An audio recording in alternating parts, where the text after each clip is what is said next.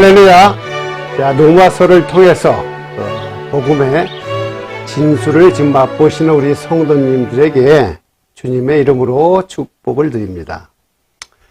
특히 이제 부활주의를 맞아서 이제 죽음에서 이기신 예수 그리스도를 통해 우리를 죄와 사망에서 구하신 그 주님의 부활을 함께 기뻐하며 오늘 또 이 시간 귀한 은혜 받기를 주님의 이름으로 축원드립니다.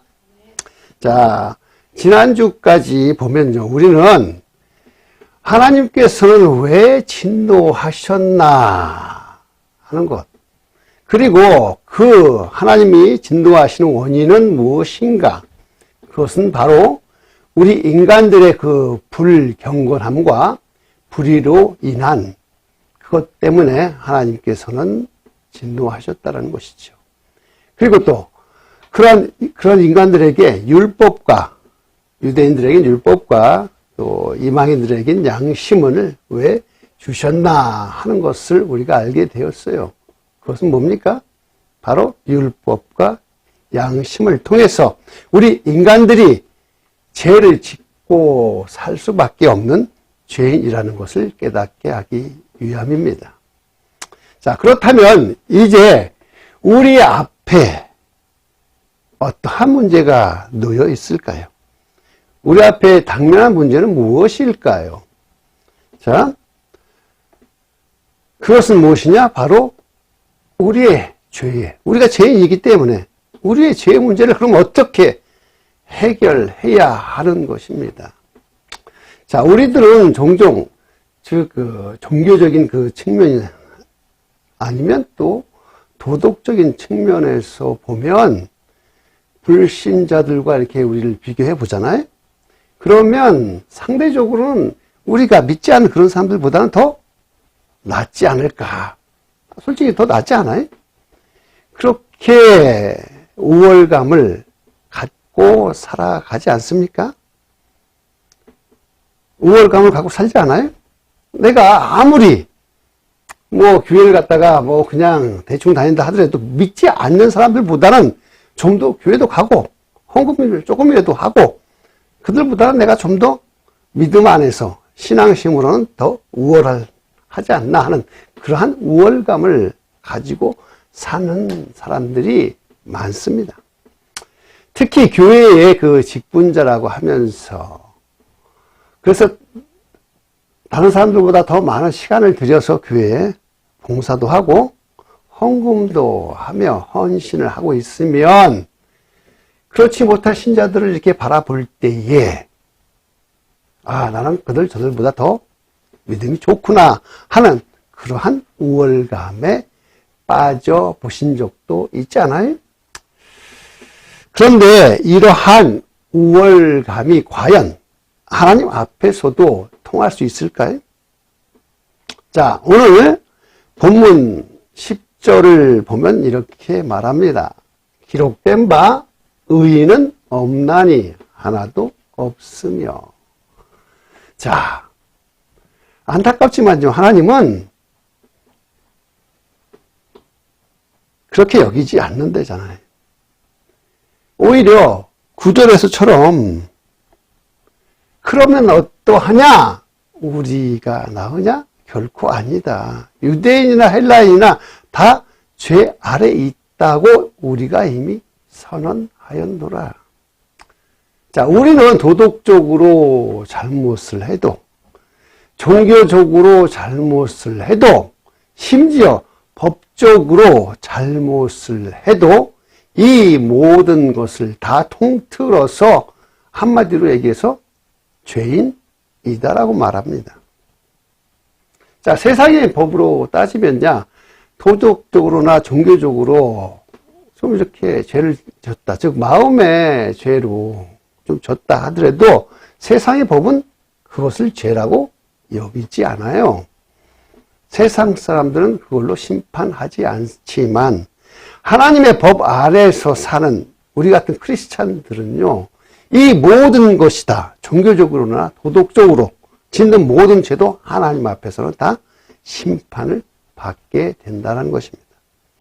자, 그렇다면 우리는 이 땅에 살면서 도덕적으로, 종교적으로, 또한 좀 더 법적으로 이렇게 죄를 짓게 하는 그 죄의 문제, 어떻게 과연 해결해야 할 것입니까?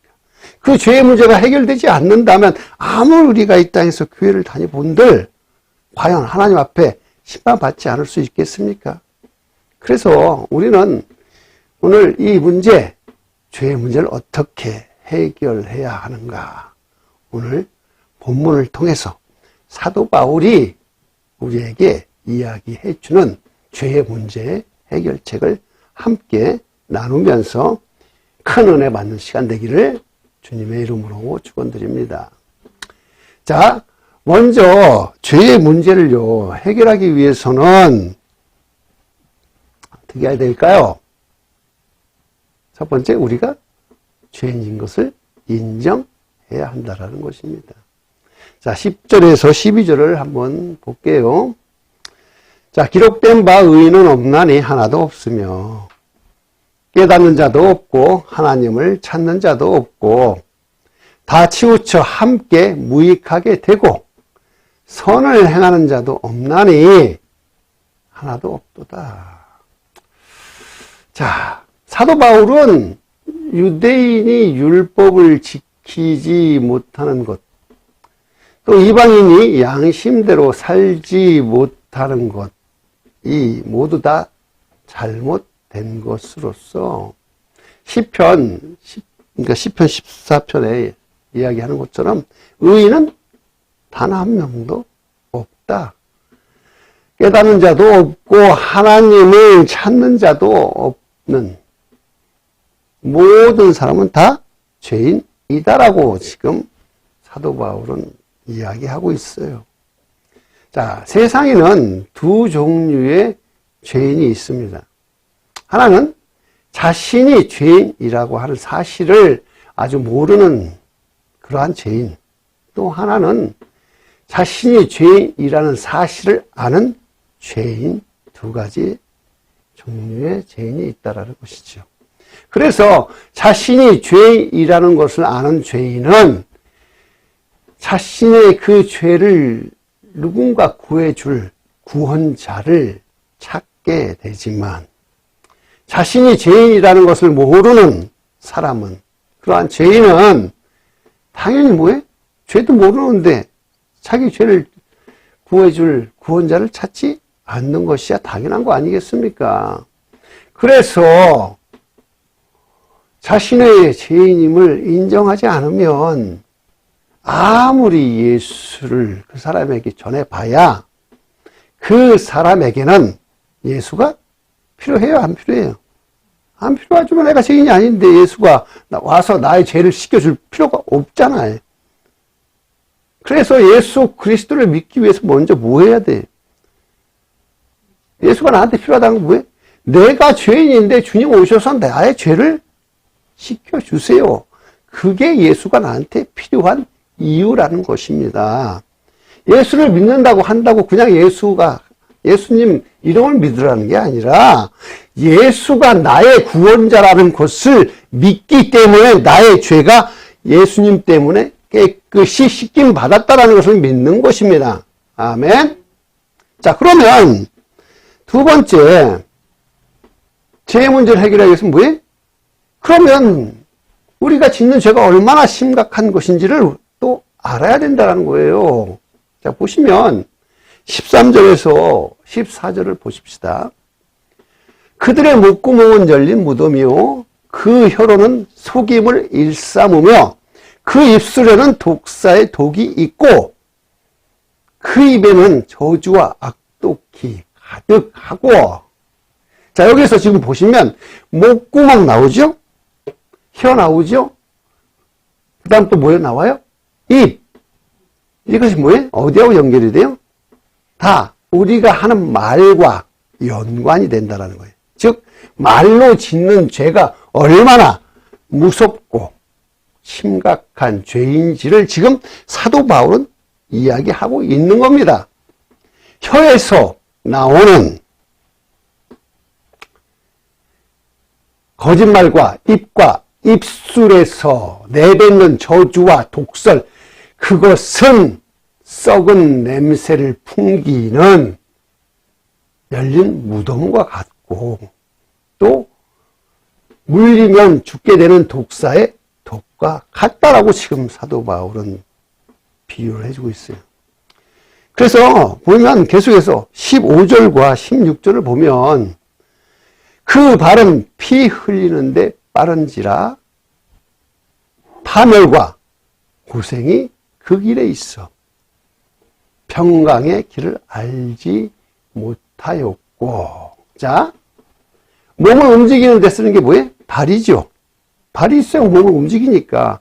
그런데 남들을, 그 발이 남들을 피 흘리는 데 사용된다라는 것은 뭐예요? 하는 짓이, 몸을 움직이는 것이 남을 뭐예요? 피 흘리는 일을 한다라는 것입니다.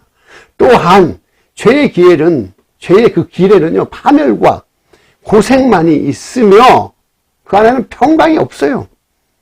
평강이 없어. 그래서 늘 뭐예요? 불안해할 수밖에 없는 것이 죄의 심각성이라고 하는 거예요. 죄를 짓고 살면 평안함이 없습니다. 그리고 계속해서 사도 바울은 18절을 보면 그들의 눈앞에 하나님을 두려워함이 없느니라. 함과 같으니라. 자, 여기가 봐도 중요한 것인데, 죄의 가장 심각한 부분이 바로 여기예요. 죄를 짓게 되면 그 눈앞에 하나님을 두려워하는 것이 보이지 않는다. 자, 이게 뭐예요? 사람이 죄를 지으면 지을수록 하나님으로부터 점점 더 멀어지게 된다는 것입니다. 그래서 이런 죄의 심각성을 깨닫지 못하면 사람들은 하나님의 말씀을 거부할 수밖에 없죠. 왜? 멀어지니까.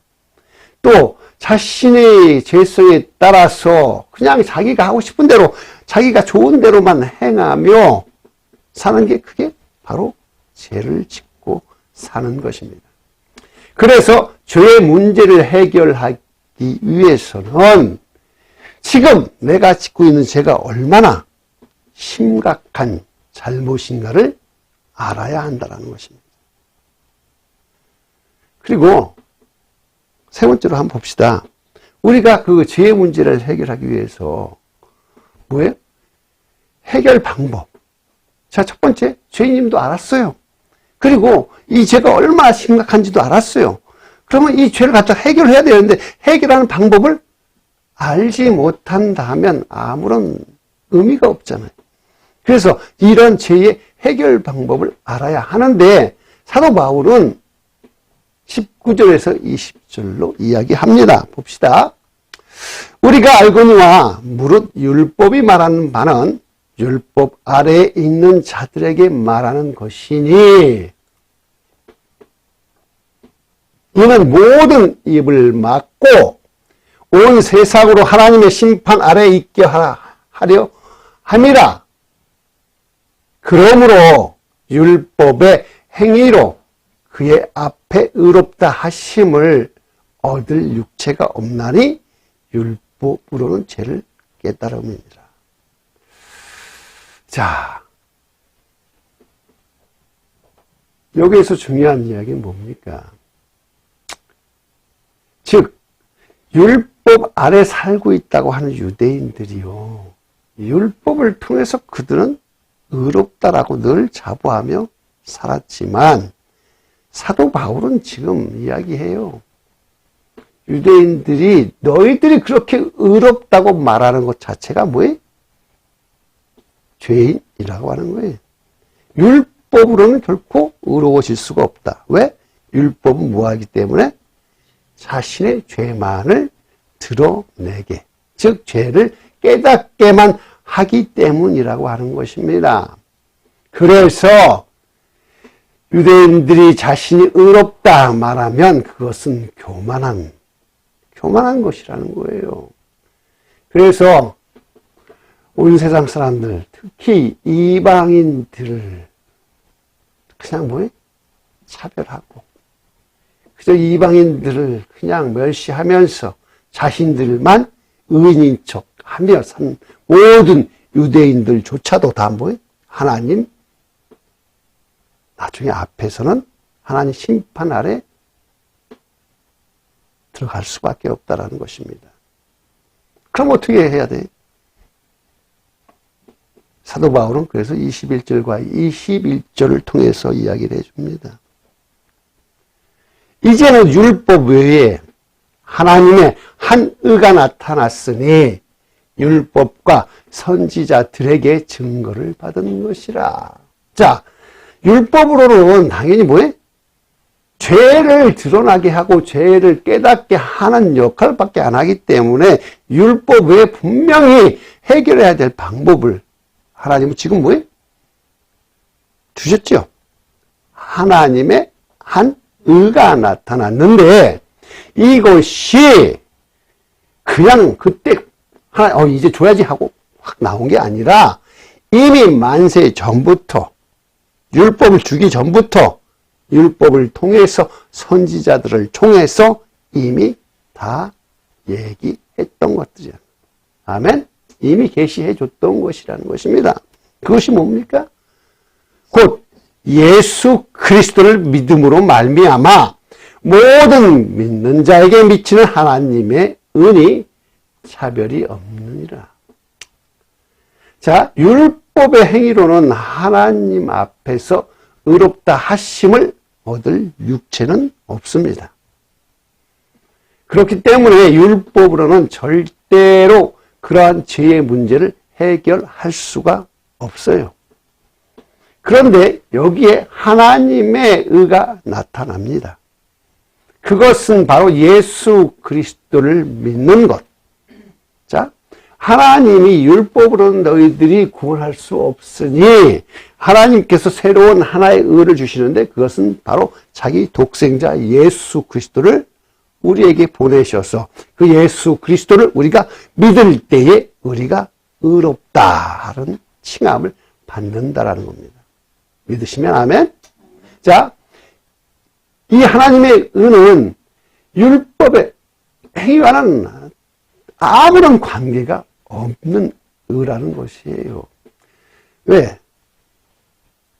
율법을 통해서 어떠한 조금의 의로움도 얻을 수 없으니 이것은 아무리 예수 그리스도를 믿지 않고 율법으로 해결할 수 있는 문제가 아니에요. 이것을 이미 율법과 선지자를 통해서 미리 얘기했다는 것이죠. 하나님의 의는 불의한 죄인들을 심판하시는 공의와 더불어서 또한 모든 죄인을 은혜로 용서하시는 사랑, 이것을 말하는 거예요. 하나님의 의는 두 가지예요.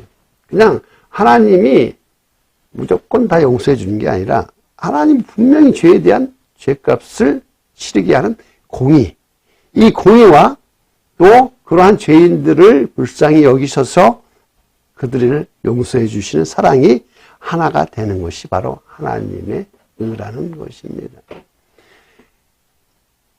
그래서 그 죄인들을 용서하기 위해서는 반드시 그 죄에 대한 대가를 치러야 하는데 이것을 해결하기 위해서 보내신 분이 바로 예수 그리스도라는 것입니다.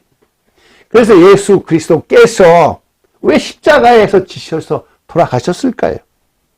이 땅에 오셔서 3년 동안 공생의 기간 동안에 그 사람들에게 말씀을 전하고 병든 자를 치유하며 귀신 들린 자를 치유하고 다니시면서 결국은 그 골고다 거기에서 십자가에 달려 돌아가시는 날, 그리고 나서 오늘처럼 부활하시는 예수님이 왜 그렇게 하셨을까?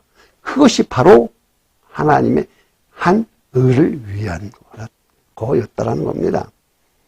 오셔서 그냥 죽고 그냥 사신 게 아니라 하나님께서 이미 오래전부터 작정하시고 그렇게 계시했던 것들을 예수님께서 친히 이 땅에 오셔서 다 행하시고 십자가에 달려 돌아가시고 사흘 만에 부활하셨다라는 것입니다.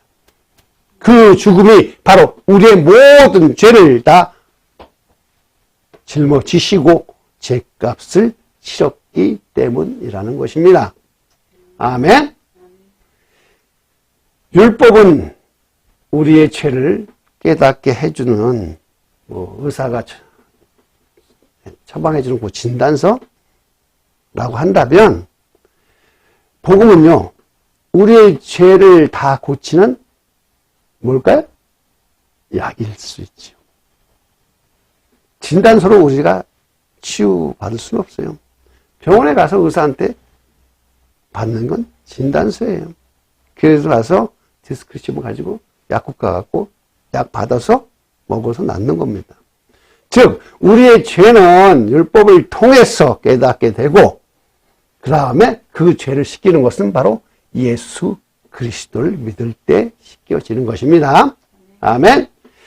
자, 복음의 핵심이신 예수 그리스도를 통해서 우리야 바로 우리 앞에 당면했던 죄의 문제를 해결할 수가 있습니다. 자, 종교개혁을 마틴 루터가 했잖아요. 그 마틴 루터가 어느 날 서재에 앉아 있었는데 갑자기 마귀가 나타났어요. 그리고 종이에 막 가득 적힌 무엇인가를 루터에게 보여줬어요. 그것이 무엇일까? 루터는 그것을 이렇게 참 바라보았는데, 그것은 루터가 태어날 때부터 지금까지 지었던 모든 죄의 리스트였다는 거예요. 그것이 아주 낱낱이 기록된 종이였어요. 그것을 마귀가 루터에게 지금 보여주는 겁니다. 그리고 그것을 본 루터는 갑자기 뭐예요? 그 죄를 딱 보니까 숨이 탁 막히고 맥이 탁 풀려버리고 말았어요. 그래서 그냥 주저앉고 말았는데, 왜? 너무 오래돼갖고 이제 다 잊어버렸던 죄마저도 아주 빼곡하게 적혀 있어서 기록되어 있으니, 마귀는 비웃는 얼굴로 루터를 향해서 이렇게 이야기를 해요. 자, 이 기록 모두가 사실이지?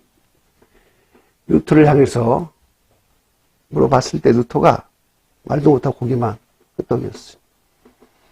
그때부터 마귀는 루터를 향해서 손가락질을 하면서, 이런 더러운 죄인 같은 더러운 네가 무슨 종교개혁을 하느냐, 너나 똑바로 잘 살아라 하고 이렇게 막 이런 거 했지요.